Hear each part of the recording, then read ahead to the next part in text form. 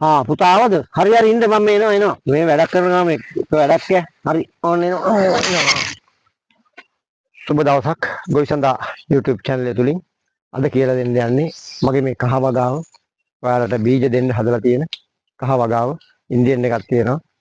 අපේ දේශීය කහ එකක් තියෙනවා. මේ දෙකේ වෙනස සහ කහ වගා කරනකොට අපිට වාසි සහ අවාසි එතකොට බීජාලයක් තෝරගන්නේ කොහොමද? ඒ ටික තමයි මම කියලා යන්නේ. අල වර්ග වගා කිරීමේදී මම කියලා තියෙනවා වතුරට යට වෙනවා නම් උල්දිය දානවා නම් අනිවාර්යෙන් වගා කරන්න බෑ. එතකොට භූමිය සකස් කර ගැනීමේදී මම ගොඩක් තැන්වල කියලා තියෙනවා. භූමිය සකස් කරගන්න Tamanට පහසු වෙන්න අඩි 3මාරට වගේ පාත්‍ය හදලා කාණු දාලා හදා ගන්න ඕනේ.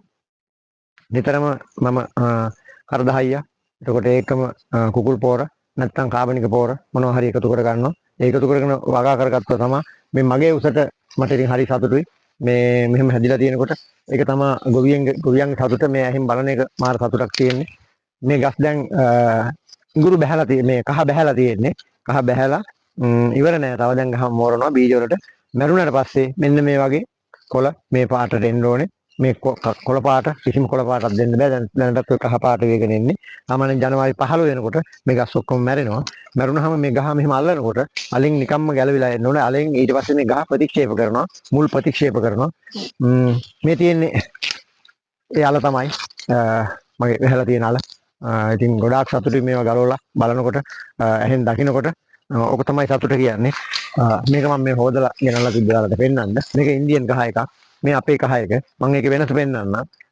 මේ ඉන්දියන් කහ එක කහ පාටයි. අපේ කහ පාට නෙමෙයි. අපේ කහ මේ ඇත්තෙන්ම තැඹිලි පාටයි. පළමුවෙන් මම ඒකේ වෙනස ඔයාලට පෙන්නලා ඉන්නම්. මේ තියෙන්නේ ඉන්දියන් කහ එක. මේකේ තියෙන්නේ කර්කින් කියන ගුණාත්මක කර්කින් කියන රසායනික ද්‍රව්‍ය තමයි තියෙන්නේ. මේක තමයි. එතකොට මේක වේලුපුවාම මේක තියෙන ලා කහ පාටක්. නමුත් මෙන්න තියෙනවා අපේ එක. මේක තියෙන කහ නෙමෙයි. මේක තියෙන තැඹිලි පාට. මේ තියෙන කපලා තියෙන්නේ අල. එතකොට මේකේ තියෙන කර්කින් 8.2ක්. මේකේ තියෙන්නේ 5.5යි. මේකේ තියෙන්නේ. ඒ ඉන්දියන් එකනේ. ඒක තමයි මේ වැඩි මේ කහ අපිට එතකොට මේවා අපි වේලලා කුඩු කරලා ගත්තොත් ඇත්තෙම කුඩු කරපුවාම බෙන්ඩර් එකෙන් කුඩු කරත් ගේම සුවඳයි. ඒ තරම් සුවඳයි. ඊළඟට මේක විශේෂයෙන් මම ඔයාලට කියලා කියන්නේ කුඩු කරගත්තට පස්සේ අනිවාර්යෙන් පැකට් කීපයකට ගෑම් 100 දාලා පැකට් කරලා වෙනම තියාගන්න.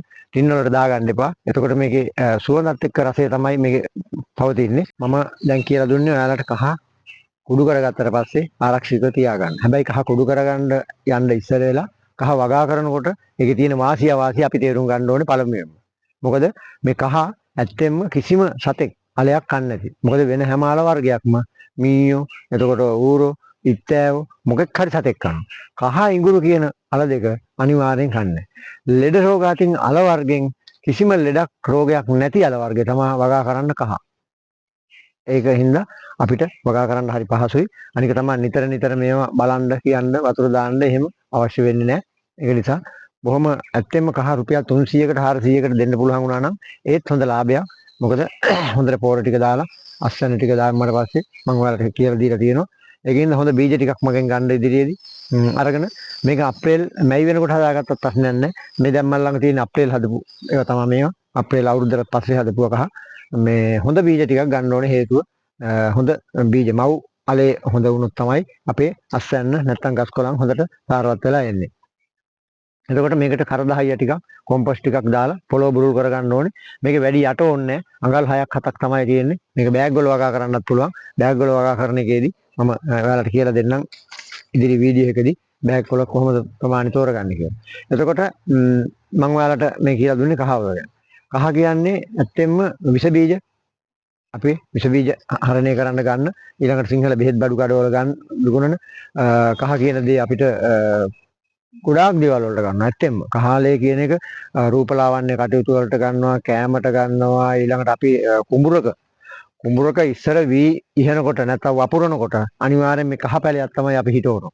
වපුරන තැන කහ පැලයක්, හවරල පැලයක් හිටවලා තමයි අපි කුඹුරේ වී ඉහන්නේ. ඒ තරම් මේක මේ අපිට ඖෂධීය ගුණ ගණනාවකින් යුක්තයි.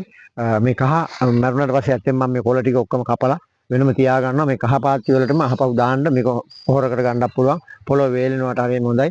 අනික තමයි මේ කහ හිටවනකොට නිතරම හිටවන්න ඕනේ චුට්ටක් ඉඟුරු අපි අඩියට හිටෙවුවා නම් මේක අනිවාර්යෙන් අඩිය එකමාරක් දුරින් හිටවන්න ඕනේ. මොකද මේකේ වදුල ගතිය වැඩි. බිම හැදුනාට පස්සේ ආයේ තනකොළ එන්නේ නැහැ. පිට්ටනිය වගේ තමයි. දැන් තනකොළ එහෙම එක ගහක්වත් මේ යට එහෙම නැහැ. දැන් මේ අලමතු වෙලා තියෙන්නේ. අලමතු වෙනකොට අපි අනිවාර්යෙන් කරදහයිය ටිකකුයි කොම්පොස්ට් ටිකකුයි දාලා මේ අල වහන්න ඕනේ. වහන්න තමයි. මේ අල බහින්නේ පොළොවේ අඩියට නෙමේ පැත්තට බහින්නේ. සිරස්ව බහින්නේ පලාතම. එතකොට ගලවන්න මම ඉතින් බලාපොරොත්තු වෙනවා. අනික තමයි මේ වැඩි වාර කියනවා නම් මේ කහ හිටවන්නේ බොහොම පොඩි කෑල්ලක්. මේ මම පෙන්නන්නම්. මේ කෑල්ල මෙන්න මේ කෑල්ල තමයි මම හිටෙව්වේ. මේ පඳුර අරන් තියෙන මේක. කිලෝ එකක් තියෙනවා කියන්නේ. මෙතන ගෑම් මිස්සක් තමයි මම මේ හිටවලා තියෙන්නේ. ගෑම් මිස්සකින් කිලෝ එකක් ගලව ගත්තාම අපිට හොඳටම ඇති ගොවිය වශයෙන් ඇත්තෙන්ම හොඳටම ඇති. නමුත් කිලෝ දෙකමාර දක්වත් යන්න පුළුවන්. ඊට වැඩිය නම් ඉතින් බෑ. එහෙම තමයි කහ අපි වගා කරනකොට. ඊළඟට කියලා තිබ්බා මේ ඉඟුරුයි කහයි දෙක එකට වගා කරන්න බැරිද කියලා. පුළුවන්. එහෙම මේ බොරු කතා. එහෙම එකක් නෑ. මේවා එක කුලේ. ඉඟුරු කහ කියන්නේ එකම කුලේ එකම සාක වර්ගයකට සම්බන්ධයි. මෙතනින් කහ පාත්තියක් දැම්මා. මෙතනින් ඉඟුරු පාත්තියක් දැම්මා. අතනින් කහ පාත්තියක් දැම්මා. ඒ විදිහට මාරුවෙන් මාරුවට අපිට කරන්න පුළුවන්. මොකද මේ කහ ගස් උසයි ඉඟුරු ගස් පොඩි. අඩි දෙකක් සම උස යන්නේ. එතකොට ඒ නිසා අපිට පුළුවන් මේ කහ හදපුවාම අර හෙවන අනිවාර්යයෙන්ම ඉඟුරු පාත්තියට සෙවණක් ලබා දෙනවා. කහ වලට වැඩිය හෙවණක් අනිවාර්යයෙන්ම ඉඟුරු වලට ඕනේ. හරි. ওই ටික තමයි දැන් තියෙන්නේ. ඔයාලට මම පෙබරවාරි වලදී දෙන්න බලාපොරොත්තු වෙනවා බීජ. ඊළඟට පෙබරවාරි වලදී මම ඔයාලට මේ සම්බන්ධව ගොවිපොළට ගෙන්නලා මේ කිට්ටුවක එන්න පුළුවන් අයට බීජ දෙනකොට වැඩසටහනක් අලව්වෙයි මෙහි කරන්න බලාපොරොත්තු වෙනවා. මොකද මගේ සහෝදරයා තමයි අලව්වේ ගොවිපොළ කරගෙන යන්නේ. එතන ශ්‍රීලංක ගොවිබිම කියලා YouTube channel එකේ ඉන්නවා. එයාගේ ඉතින් එතනත් අපි දෙන්නම දාලා එහෙනුත් බීජ දෙනවා ඒ පැත්තේ කට්ටියට කිට්ටුවයට මේ පැත්තෙන් ඇඹිලි පිටිය මොණරාගල සයිඩ් එකේ එතකොට මේ පෙහොරන ඒ පැත්තේ කට්ටියට ඇවිල්ලා මෙහෙන් වැඩසටහන බලලා බීජ අරන් යන්න පුළුවන්. එහෙනම් අපි නැවත වීඩියෝ එකකින් හම්බ වෙනකම් කහ වීඩියෝ එකකින් අපි හමු ගමු. ඔබ සියලුම දෙනාට සුබ දවසක්. ත්වන් සරණයි.